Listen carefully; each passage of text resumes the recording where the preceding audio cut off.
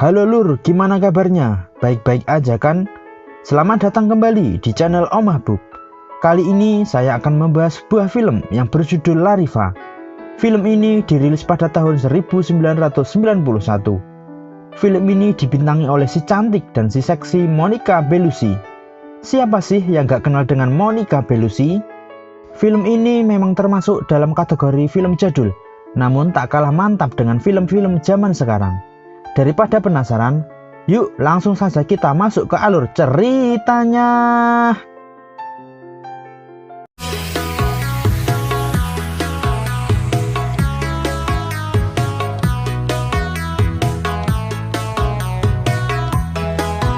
Film diawali dengan seorang istri dari orang yang kaya bernama Francisca, yang tengah terbangun karena telepon dari seorang yang mengatakan bahwa suaminya telah meninggal lantaran mengalami sebuah kecelakaan. Sebelum pergi, Francisca mencium putri kecilnya yang bernama Julia yang sedang tertidur lelap. Lalu ia pun segera pergi ke rumah sakit bersama Caesar, kerabat sekaligus pengacara suaminya. Di sana ia terkejut melihat sang suami telah terbujur kaku di kamar mayat. Ketika suami disemayamkan, ada keluarga dan juga kerabatnya yang sedang sedih. Namun, tidak dengan koleganya yang kelihatan senang karena sekarang Francisca telah menjadi seorang janda. Caesar pun akhirnya menemui Francisca dan menjelaskan kalau almarhum suaminya mempunyai banyak hutang dari bank dan juga perusahaan. Karena banyak proyek yang belum diselesaikan. Bahkan harta kekayaannya tidak akan cukup untuk membayar semua hutang sang suami. Francisca pun kaget sekaligus pusing. Ia berpikir bagaimana cara ia bisa membayar hutang suaminya. Alhasil, ia pun bekerja di tempat temannya yang bernama Christina menjadi pelayan baju. Para karyawan di sana kaget karena langganannya sekarang menjadi teman kerjanya. Francisca pun tak sengaja bertemu dengan teman lamanya yang sering nongkrong di tempat-tempat mahal bersamanya. Tapi di sini Francisca tak malu sama sekali. Oddio Francesca, io sono un po' imbarazzata. Dan beberapa waktu kemudian datanglah suami Christina yang berbuat tak senonoh pada Francisca. Untung saja Christina datang. Christina kemudian meminta maaf atas kelakuan suaminya. Francisca pun merasa tak enak. Ia takut jika dia masih bekerja di tempat Christina, suaminya akan macam-macam dengannya. Akhirnya, Christina memutuskan untuk mengundurkan diri. Lalu, Francisca pun menjual kapal feri yang merupakan aset sang suami untuk membayar hutang. Namun, bukan hanya kapal saja. Ia juga menjual perhiasan, barang antik, dan beberapa pakaian mahalnya. Lewat lelang yang dibantu oleh temannya yang bernama Carla dan Serena. Ia mempercayakan semuanya kepada mereka.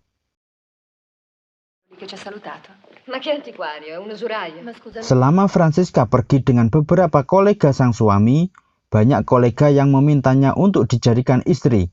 Tapi ajakan para kolega dianggap candaan dan bahan obrolan bersama Carla dan Serena. Hingga tanpa sadar, Francisca menyadari kalau di lemari Carla terdapat mantel kepunyaannya yang sangat mahal. Faktanya, mantel itu diambil dari rumah Francisca pada saat mereka melelang barang.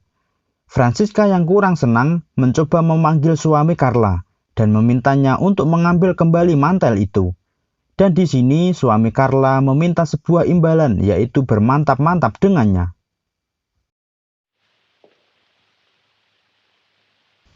Namun sial, setelah bermantap-mantap, suami Carla menolak untuk mengambil mantelnya, karena apapun barang yang dipunyai Carla itu miliknya juga. Francisca tidak kehabisan akal, ia pun mengancam dan akan melaporkan suami Carla kepada istrinya tentang kegiatan mantap-mantap malam ini.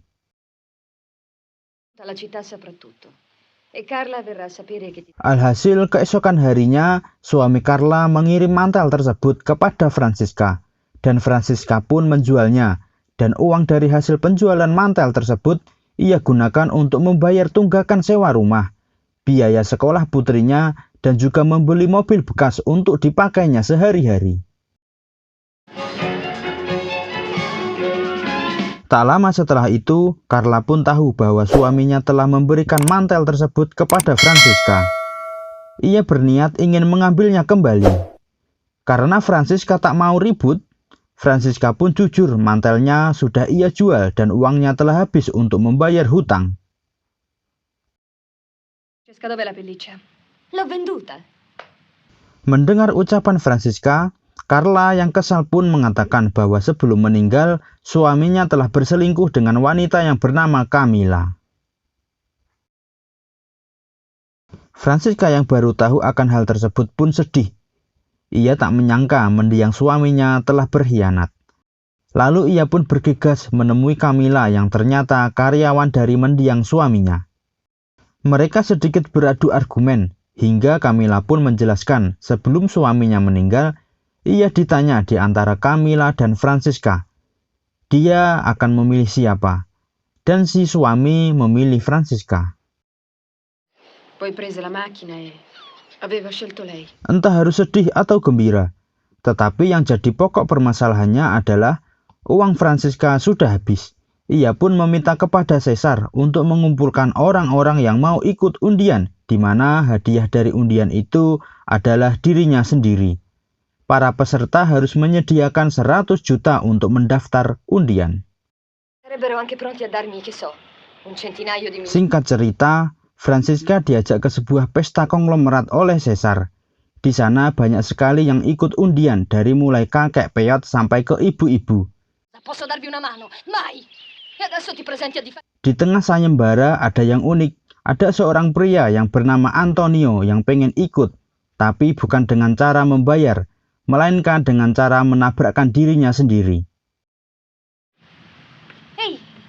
Ehi! Si svegli! Itu semua dilakukan karena Antonio adalah pengangguran sejati. Franziska pun membawa ke rumah lalu mengobatinya. Dan di sini dia terus saja berpura-pura pingsan. Franziska yang tak kehilangan akal kemudian membangunkannya dengan cara memperlihatkan celana dalamnya di hadapan wajah Antonio. Dan dari sini Franziska tahu kalau dia curang. Kemudian Franziska langsung mengusirnya. Allora ti telefono io. Di sisi lain ternyata Caesar telah berlaku curang kepada Franziska. Caesar memberitahu kepada para peserta bahwa syarat daftar undian adalah 300 juta. Padahal Franziska cuma minta 100 juta.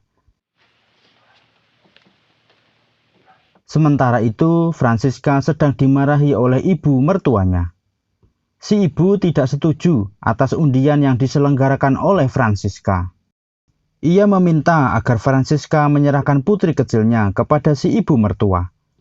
Dengan lantang, Franziska menolak karena ia merasa sampai sekarang hutang suaminya ia yang membayarnya sendiri tanpa bantuan dari mertuanya sedikit pun.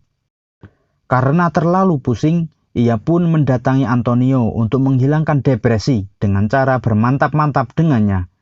Akan tetapi Antonio meminta agar Franziska mau menjadi istrinya. Dan di sini Franziska menolak secara mentah-mentah. Francesca, ti voglio.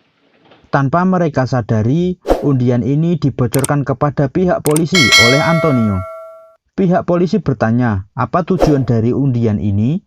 Franziska pun menjelaskan bahwa undian yang diselenggarakannya hanyalah sebuah ungkapan terima kasih kepada teman dan kolega mendiang sang suami. Franziska lambat laun mulai tahu kebusukan dari Caesar yang memanfaatkannya. Ia pun memutuskan untuk pergi ke luar kota bersama putri kecilnya dan juga pembantunya yang setia yang bernama Rosario. Ketika di bandara, polisi mengejarnya dan bertanya siapa yang bertanggung jawab atas undian ini. Franziska pun mengatakan bahwa Caesarlah yang bertanggung jawab. Dan Franziska serta putri kecilnya pergi menaiki pesawat. Dan film pun selesai. Nah, jadi kesimpulan dari film ini adalah seorang janda yang berusaha keras untuk membayar hutang piutang dari suaminya. Yang faktanya suaminya itu telah main serong sebelum meninggal. ditambah Francesca yang telah dimanfaatkan oleh si Caesar. Jika kalian menyukai film yang bergenre seperti ini, silahkan klik tombol like yang ada di bawah. Serta jika kalian punya saran dan kritik, tulis di kolom komentar. Sampai jumpa di video selanjutnya.